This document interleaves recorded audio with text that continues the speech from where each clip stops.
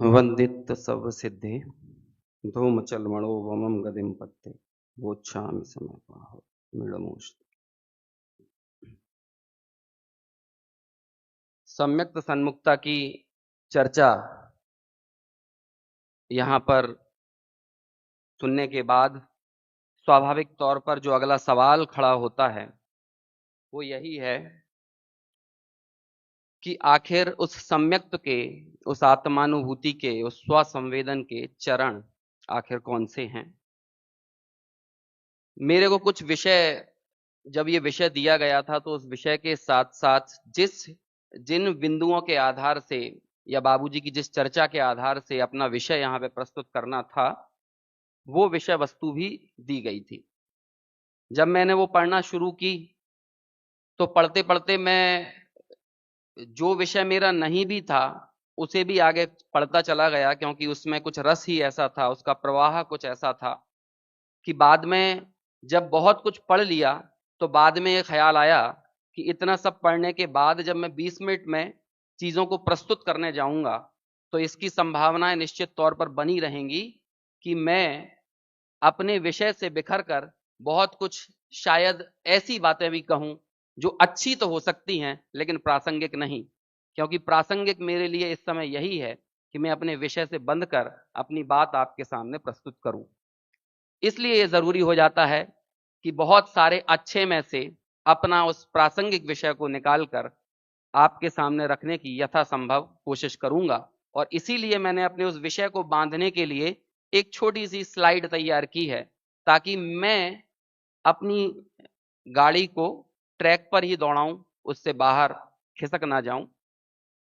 सीधे शुरू करते हैं। इसमें बातें मैंने अरेंज की हैं अपने विषय से, विषय बहुत सीमित ही रखा, लेकिन उसमें से चीजों को अपने विषयानुकूल, जो कि मेरा विषय आत्मानुभूति के चरण, वैसा बनाने के लिए कुछ बातें बाबूजी ने अलग सीक्वेंस में कही, मैंने उसे अलग सीक्वेंस में रखा क्योंकि मुझे अपने विषय से उसे रिलेट करना था। तो इसलिए ये सारी चीजें आपको यहाँ देखने को मिलेंगी, लेकिन एक भी बात ऐसी नहीं है, एक भी बिंदु ऐसा नहीं है जो मैं अपनी तरफ से बता रहा हूं अथवा वो विषय आगम के दूसरे संदर्भों से भी आपके सामने प्रस्तुत किया जा सकता था, लेकिन मैंने वो चेष्टा भी नहीं की है। उसे बाबूजी के शब्दों में और बाबूजी का जोर, जो उनका बल जिस तरफ रहता था, उसी अनुसार बताने का यहाँ प्रयास किया है। निकालिए अगली स्लाइड। हाँ, ये आपके सामने है। चर्चा, तत्व चर्चा क्रमांक 1 है। तत्व चर्चा क्रमांक कुछ 12 में भी विषय आया है। और आज संयोग की बात यह थी कि अभी इस सत्र के पहले एक प्रवचन यहां पर चलाया था बाबूजी का, उसमें भी जो विषय था वो भी मेरे विषय से संबंधित है, क्योंकि बहुत सारे बिंदु उसमें भी आए थे। मतलब कई बार ऐसा होता है कि हमारा ज्ञान परिमार्जित होता जाता है और 10 साल पहले हम जो सोचते थे 10 साल बाद वो सोचना बंद करके कुछ नया सोचने लगते हैं, उसमें कुछ नया इनपुट डाल देते हैं। लेकिन ये बात जानकर मुझे बड़ा आनंद हुआ कि 1999 की तत्व चर्चा में और 1988 की तत्व चर्चा जो बाबूजी का प्रवचन था उसमें इतनी क्रिस्टल क्लियरिटी थी कि बाबूजी अपने कुछ मूलभूत बुनियादी आधारभूत विषयों से टस से मस नहीं हुए इन 11 सालों के अंदर में, और वही की वही जो चिंतन धारा थी वो यथानुरूप वैसी की वैसी रही। और उसका बहुत बड़ा कारण ये था कि पूज्य गुरुदेव श्री का प्रसाद था, और पूज्य गुरुदेव श्री ने जिस धारा से बाबूजी को सिंचित किया था वे उससे ही पूरी तरह से परिपुष्ट होकर अपनी बात रखते थे। इसलिए उन्होंने इस तत्व चर्चा के अंदर भी जिनवाणी और सदगुरु के अनुशीलन से अपने विचार को मजबूत करना, इस बात को भी यहां पर प्रस्तुत किया है। अब देखिए यहां पर जो तत्व चर्चा है उसमें कुछ प्रश्न आए हैं।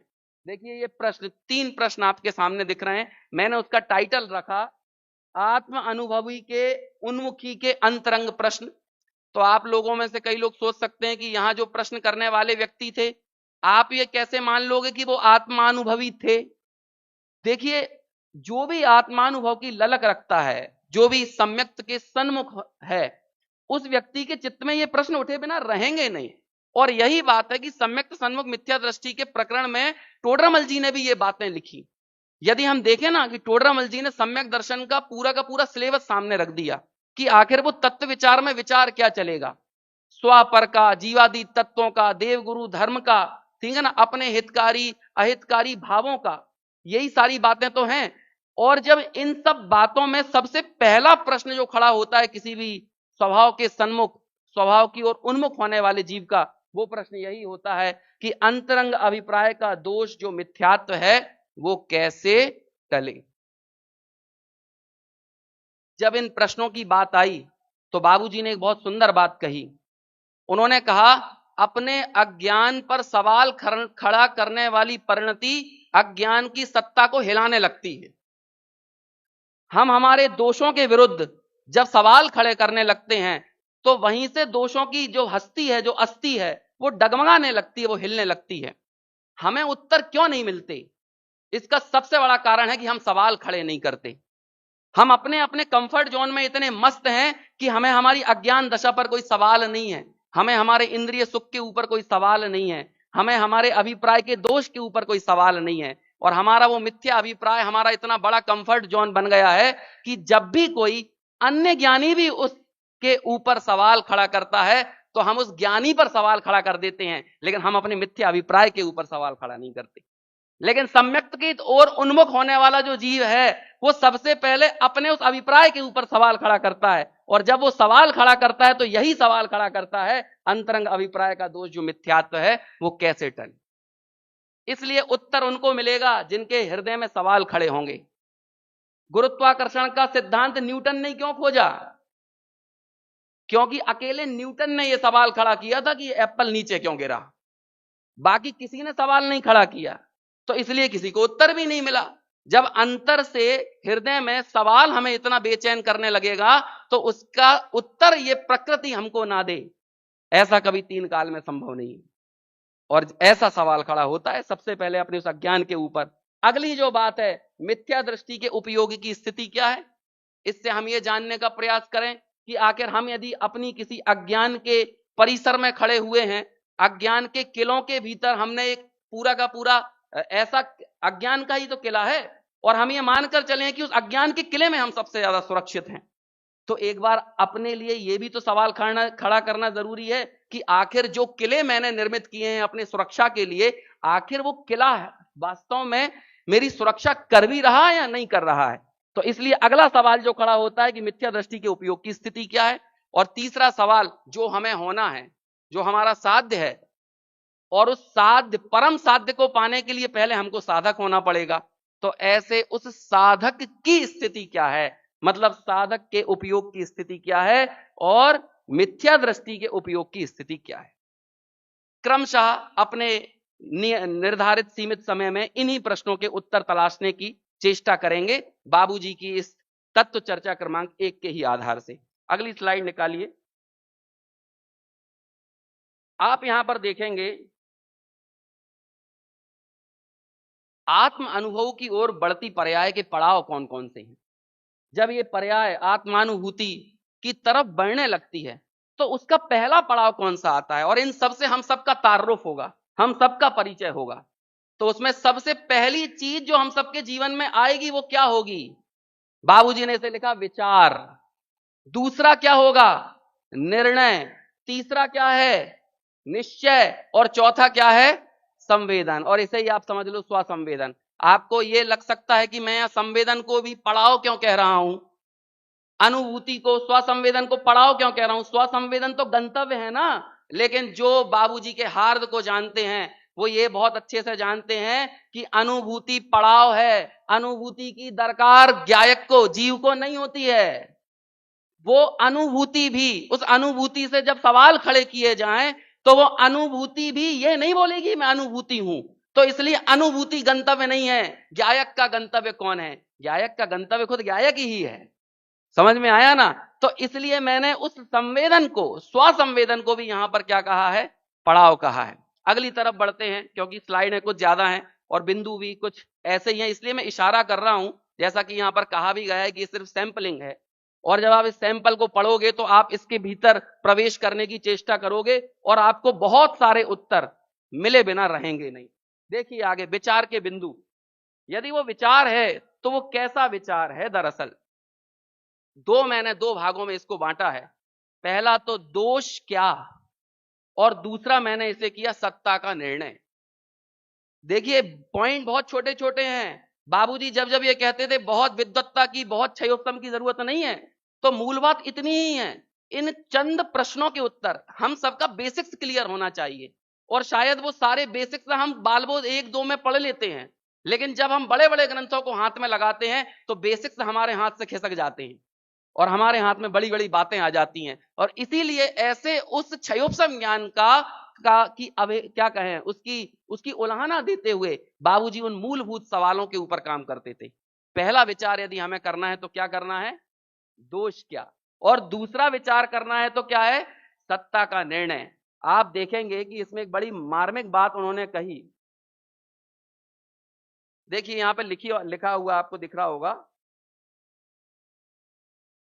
अंतरंग अभिप्राय में जो अपना शुद्ध चैतन्य है वही मेरा है। ये सब बातें मेरे कोई शब्द नहीं है, मैंने कुछ पॉइंट्स कुछ इसमें से ही निकाल कर यहां पर लिखे हैं।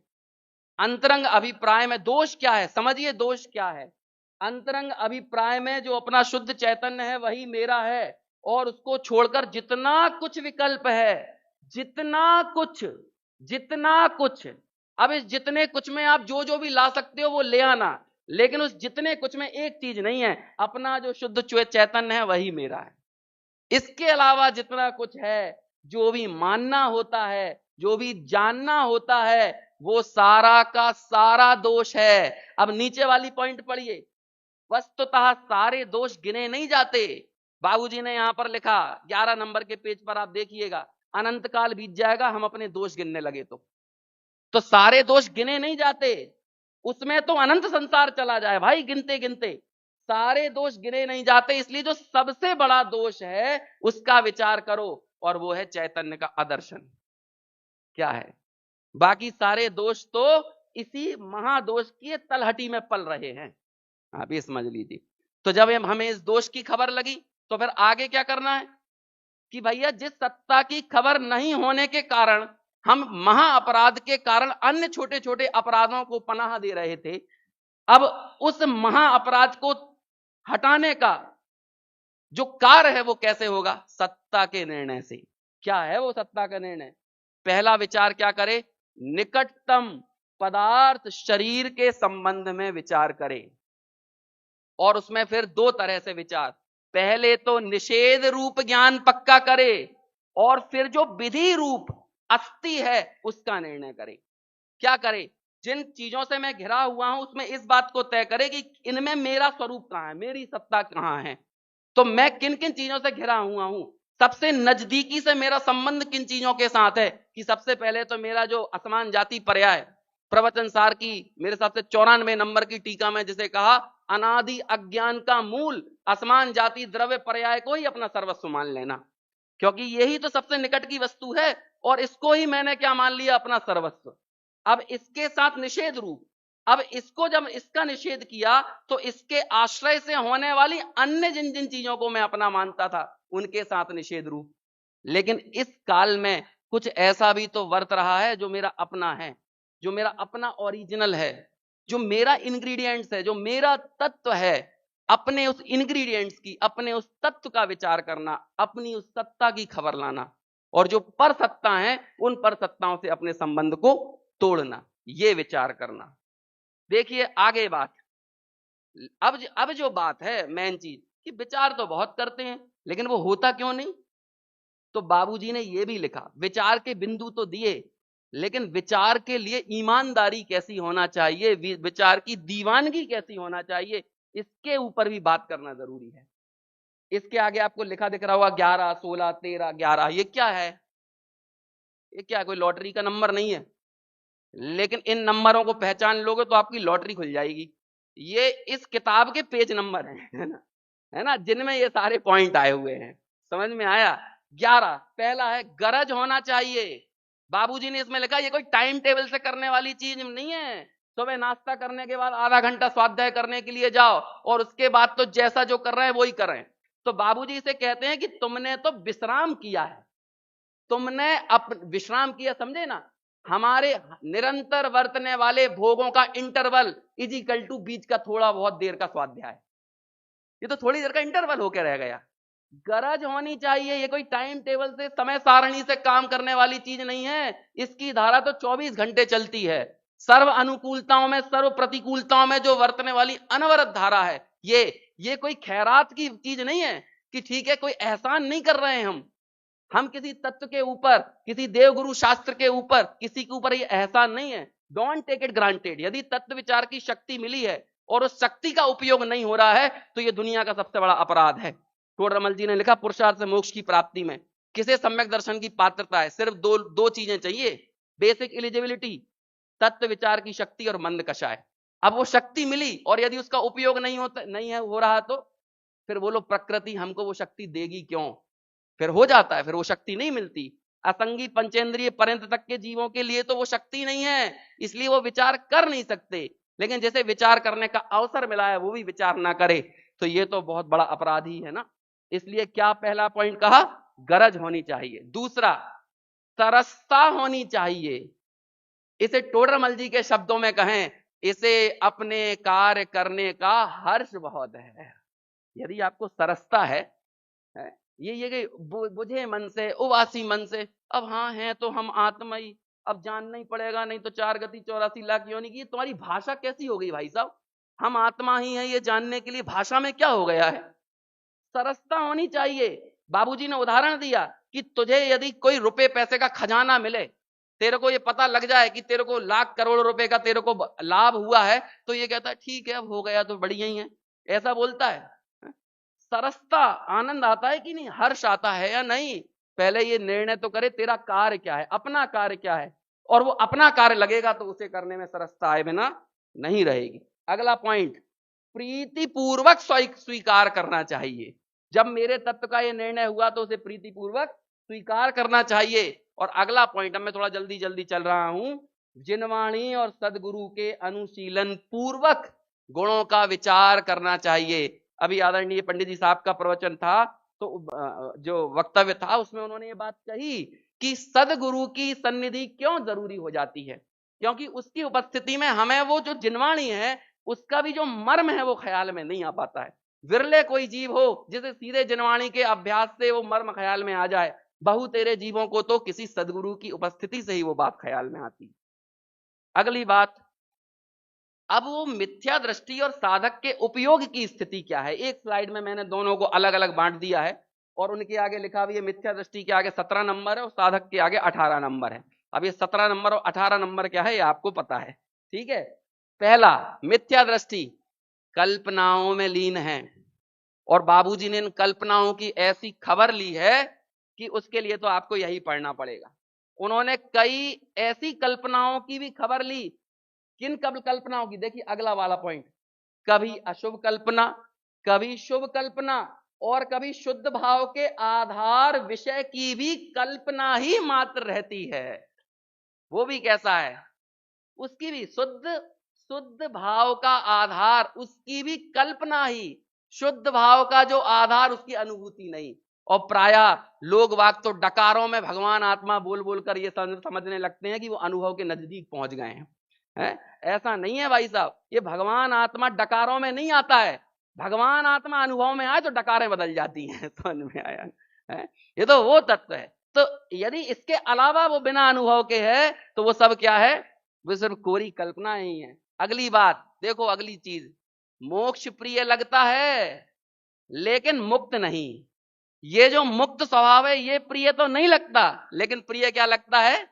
मोक्ष प्रिय लगता है। तो मोक्ष के भी ख्याली पुलाव पका रहा है, वो भी कल्पनाओं में ही उलझा हुआ है।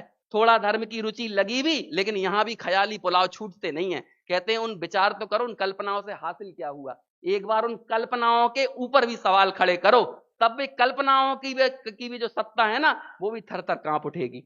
अगली बात, असंगी पंचेंद्रिय, संगी भी शरीर में ही, सॉरी वत शब्द लिखना था बीच में, असंगी लिखाइए, असंगी पंचेंद्रिय वत लिखा इसमें।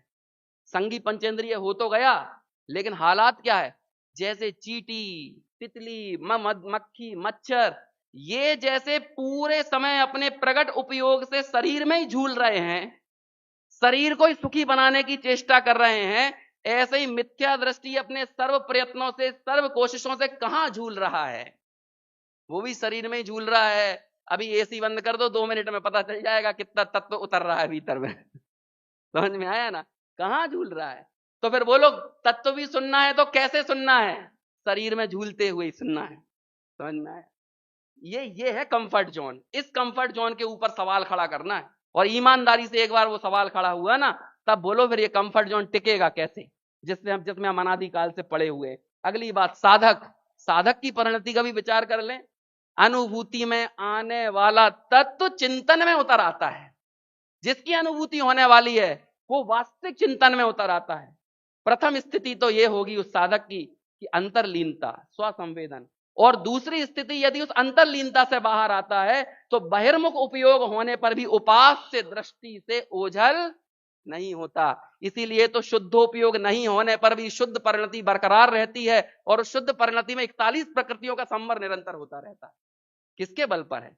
दिख तो बहिर्मुख रहा है, लेकिन भीतर में वो जो उपास्य तत्व है उसके प्रति, उससे कभी वो ओझल नहीं हुआ है। अगली बात, बाहर से विचार प्रीति पूर्वक करता है, पर अंतरंग में वो भी बाधा लगती है। देखो अब ये बात, वो विचार भी बाधक लगता है लेकिन बाहर से प्रीति पूर्वक करता है। और अगली बात, सम्यक दर्शन में तो निरंतर चिन्मात्र चिन्मात्र चिन्मात्र। टोडरमल जी की भाषा में कहें, जब साविकल्प से निर्विकल्प में जाने की विधि होती है तो वहां पर कहते हैं कि ऐसा विचार कब तक करे, जब तक कि चिदघन रूप भाषित ना होने लगे। मैं ही ये चैतन्य हूं, ऐसा भाषित ना होने लगे। आखिरी की 1-2 स्लाइड में बाबूजी की कुछ पंक्तियों को बोलते हुए अपनी बात यहां पूरी करूंगा। इन पंक्तियों पर क्या व्याख्या करूं, इन पंक्तियों को क्या अपने शब्दों में कहूं? अपने शब्दों में कहने जाऊंगा तो पंक्तियों का जो असर है वो वहीं कम हो जाएगा। इसलिए उन पंक्तियों को वैसे ही के वैसे पढ़ूंगा, और आप वैसे के वैसे उनके गहराई के, उनके मर्म को समझना। और इसको सिर्फ पढ़ना नहीं, इसे आप जो अपलोड है ना बाबूजी की के शब्दों में, क्योंकि उससे आप ये पकड़ोगे कि बाबूजी कहां, किस शब्द पर, किस लाइन में कैसा जोर डाल रहे हैं। और वहां पर उस शब्दों का भी कुछ प्रताप होता है जिनके मुख से हम वो बात सुनते हैं। निकाल दीजिए भाई आखिरी की 1-2 स्लाइड, और मूल शब्दों को पढ़ के अपनी बात यहां पूरी करता हूं। विचार और वस्तु की भिन्नता जानते हुए भी, नहीं निकल रहा क्या? हाँ। जानते हुए विचार आए बिना ना रहे। विचार भिन्न है, वस्तु भिन्न है, ये सवाल खड़ा किया। बाबूजी कहते हैं, विचार में वस्तु आती नहीं, पर विचार अवश्य होता है। विचार के विरोधाभास देखना बाप, विचार के बिना वस्तु मिलती नहीं है, और विचार से वस्तु मिलती नहीं है। समझ में आया? विचार तो होगा ही होगा, आएगा ही आएगा, और बीच में व्यवधान बनकर आएगा। आएगा भी और व्यवधान बनकर आएगा।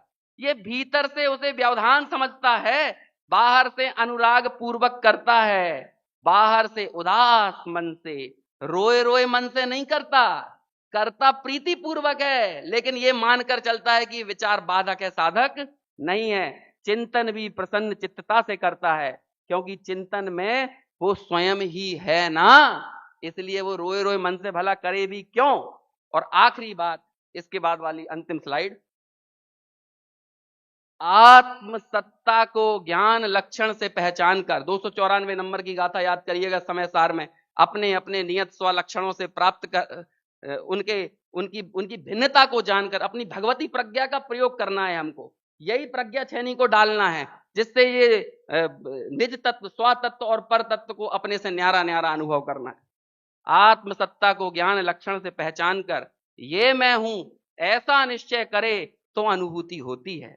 और जो कूटस्थ और निष्क्रिय है वह पर्याय में ज्ञायकाकार दिखाई देता है। अभी सुबह ज्ञायक जी का जो वक्तव्यता था उसमें आप ज्ञानाकार ज्ञेयाकार वाली बात आई थी, वो भी ठीक वैसा का वैसा दिखाई देगा ना जैसा ज्ञायक का स्वरूप है। पर्याय को दिखने वाला जो तत्व है वो वैसा ही दिखेगा ना जो वो है। कैसा दिखेगा? ध्रुव, निश्चल, अकंप, निष्क्रिय। तो ठीक पर्याय में भी तो वैसा का वैसा ही आकार बनता है। और पर्याय जो वेदन करती है उस वेदन का स्वरूप ये है कि मैं ज्ञायक हूं। पर्याय में आनंद जानने में आता है, फिर भी वो ज्ञान की पर्याय उस आनंद को नहीं चाहती, उधर झांकती भी नहीं है। आनंद तो आ रहा है पर्याय में, लेकिन वो पर्याय भी कहां नहीं झांकने जा रही है, उस आनंद की ओर। लेकिन फिर भी वो जानने में तो आता ही है, जानने में तो आएगा ही, क्योंकि कुछ काम ऐसा हुआ है, कुछ वेदन ऐसा हुआ है जो पहली बार हो रहा है। तो जब पहली बार होगा तो वो आनंद तो कुछ विलक्षण लगेगा, लेकिन कमाल की बात है, यदि आनंद की तरफ वो ढल जाए तो गायक हाथ से चला जाएगा, और गायक की तरफ ढली रहे तो आनंद का पारावार लगा रहेगा। और ऐसा अखंड गायक तत्व, ये समझ लो कि जो बाधाएं हमें अनंत काल से परेशान कर रही हैं, उन बाधाओं में से तो बाबूजी ने इस गायक को अलग निकालकर हमारे सामने रखा ही है। लेकिन जब हम आत्मानुभूति के लिए आगे बढ़ेंगे ना, जिसके लिए हम अभी तक नहीं बढ़े हैं, यदि उसके लिए आगे बढ़ेंगे, उसमें भी आने वाली संभावित बाधाओं से उन्होंने पहले ही हमें बाहर निकाल कर रख दिया है। तो अब तो ये रोड मैप ऐसा है कि यहां से सरपट गाड़ी अपनी दौड़ाते हुए ही आगे बढ़ते चले जाना है। और यदि इसके बावजूद भी यदि ये तत्व हमारे लिए हृदयंगम नहीं हो रहा है, तो हमें सवाल तो खड़े करना ही होगा।